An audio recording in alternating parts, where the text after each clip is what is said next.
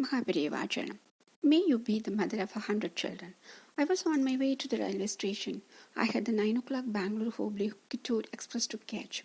Halfway to the station, Akash stopped. There was a huge traffic jam. There was no way we could either move forward or reverse the car. I sat and watched helplessly as a few two-wheelers scraped past the car through a narrow gap. Finally, I asked my driver what the matter was. Traffic jams were not uncommon, but this was something unusual. He got out of the car and said the road ahead was blocked by some people holding a communal home and a meet. I now realized it was perhaps impossible to get to the station. The pepper squad reported about the meeting and had warned that the roads would be blocked for some time.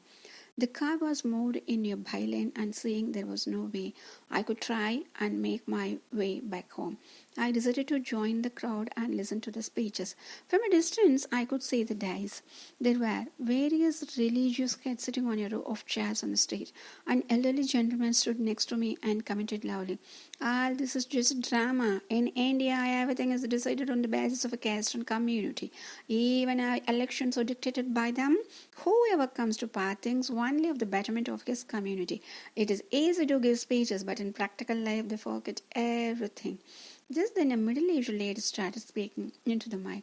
From the way she was speaking so confidently, it was apparent that she was used to giving speeches and had the gift of the gab. Her analogies were quite convincing. When you eat a meal, do you eat only chapatis or rice? No. You also need a vegetable, a dal, and some curd. The taste of the dishes vary, but only when they are put together do you get a wholesome meal. Similarly, different communities need to live together in harmony and build a strong country like that, etc. It's a nice speech, but who follows all this in real life? The gentleman next to me commented. "Why do you say that?" I had to ask finally. He looked at me, surprised at my unexpected question, then answered, "Because my family has suffered a lot. My son did not get a job as he was not from the right community. My daughter was transferred as her boss wanted to replace her with someone from his own community. It is everywhere. Wherever you go, the first thing people want to know is which caste or religion you belong to." The woman was still talking on the podium. "What is her name?" I asked. "She is Amba Bhavani, a gifted speaker from Tamil Nadu." Her name rang a bell somewhere in my mind, and suddenly I was transported away from the jostling crowds and the loud speeches. I was in a time long past with my paternal grandmother, Ambabai. Ambabai was affectionately called Ambaka or Ambaka Ai by everyone in the village. She spent her whole life in one little village, Shavalagi, near Bijapur in North Karnataka. Like most other women of her generation, she had never stepped into a school. She was married early and spent her life fulfilling the responsibilities of looking after a large family. She was widowed early, and I always remember seeing her with a shaven head, wearing a red sari, the pallu covering her head always, as was the tradition in the Orthodox Brahmin society. She lived till she was 89, and in her whole life she knew only the words of her 10 children, 40 grandchildren, her village, and the fields. Since we were farmers, she owned large mud houses with cows, horses, and buffaloes. There was a large granary and big trees that cooled the house during the hot summers. There were rows of cacti planted just outside the house. They kept out the mosquitoes, we were told.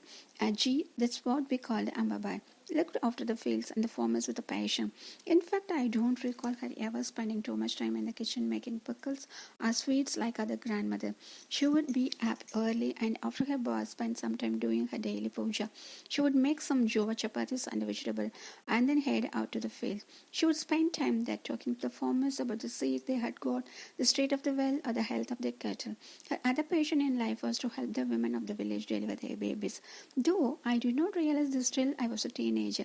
Aju was most unlike an Orthodox Brahmin widow. She was very much for women's education, family planning, and had much to say about the way society treated widows. Those days there were few facilities available to the villages. There were a handful of medical colleges, and not every taluka had a government hospital. This scenario women who had born children were the only help to others during childbirth. My grandmother was one of them. She was very proud of the fact that she had delivered 10 perfectly healthy children, all of whom survived, and in turn she would help others during their delivery, irrespective of a caste or community. She always had a word of advice or a handy tip for the pregnant women of the village. I would often hear such suggestions of a wisdom here.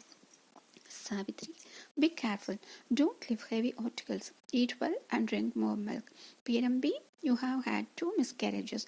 Be careful this time. Eat lots of vegetables and fruits. You should be careful but don't sit idle. Pregnancy is not a disease. You should be active. Do some light work. Send your husband Hussein to my house. I will give some sambar powder. My daughter-in-law proposed it very well. Of course, not everyone appreciated her advising them. One such person was Shakuntala Desai, who had stayed in the city for some time and had gone to school. What does Ambaka know about these things? She would comment loudly. Has she ever gone to school or read a medical book? She is not a doctor. But Ajji would be at least bothered by these comments. She would only laugh and say, let the Shakuntala get pregnant. I will deliver the baby. My 4 decades of experience is better than any book. My father's job took us to various towns to live in, but we always came to Ajji's village during the holidays. They were joyous days and we would enjoy ourselves thoroughly. Once we were at the village, there was a wedding in the neighboring village. Ajji always refused to attend these social gatherings. That time, I too decided to stay back with her, and one night there was only Ajji, me, and our helper Dhyamappa in the lodge house. It was an unusually cold, moonless winter night in December. It was pitch dark outside. Ajji and I were sleeping together. Dhyamappa had spread his bed on the front veranda and was fast asleep. For the first time that night, I saw Ajji remove her pallor from her head and the wisps of grey hair on her head. She touched them and said, Society has such cruel custom. Would you believe that I once had thick long plaits hanging down my back? How I loved my hair, and what a source of envy it was for the other girls. But the day our grandfather died, no one even asked my permission before chopping off that beautiful hair. I cried as much for my hair as for my husband. No one understood my grief. Tell me, if a wife dies, does the widower keep his head shaved for the rest of his life? No. Within no time he is ready to be a groom again and bring home another bride. At that age, I could not understand her pain, but now, when I recall her words, I realize how helpless she must have felt. After some time, she changed her topic. Our Perambi is due any time. I think it will be tonight. It is a moonless night after all. Perambi is good and pious, but she is so shy. I am sure she will not say anything to anyone till the pain becomes unbearable. I have been praying for her safe delivery to our family deity Kalloli Venkatesha and also at the Pisha Durga in Bijapur. Everyone wants science, but I do hope there is a girl this time.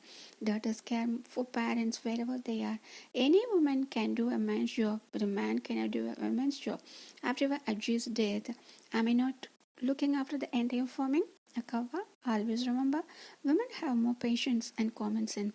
If only men realized that. As she had so many grandchildren, she found that it hard to remember all their names. So she would call all her granddaughters Akava and grandsons Bala.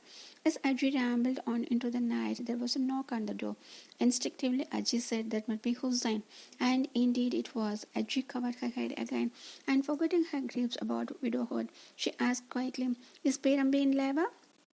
Yes, she has had the pain since this evening.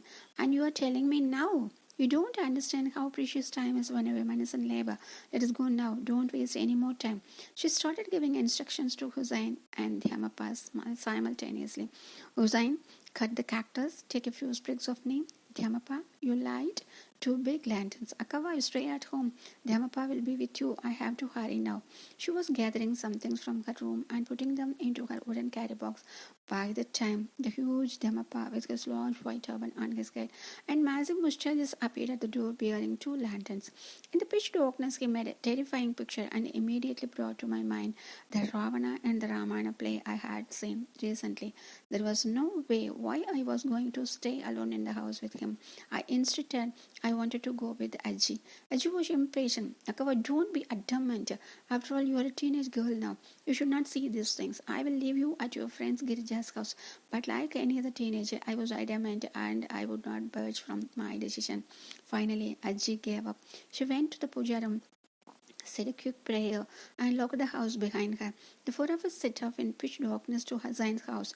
Hussain led the way with a lantern. Ajji, with me clutching onto her hand, followed, and Dhyamappa brought up the rear, carrying the other lantern.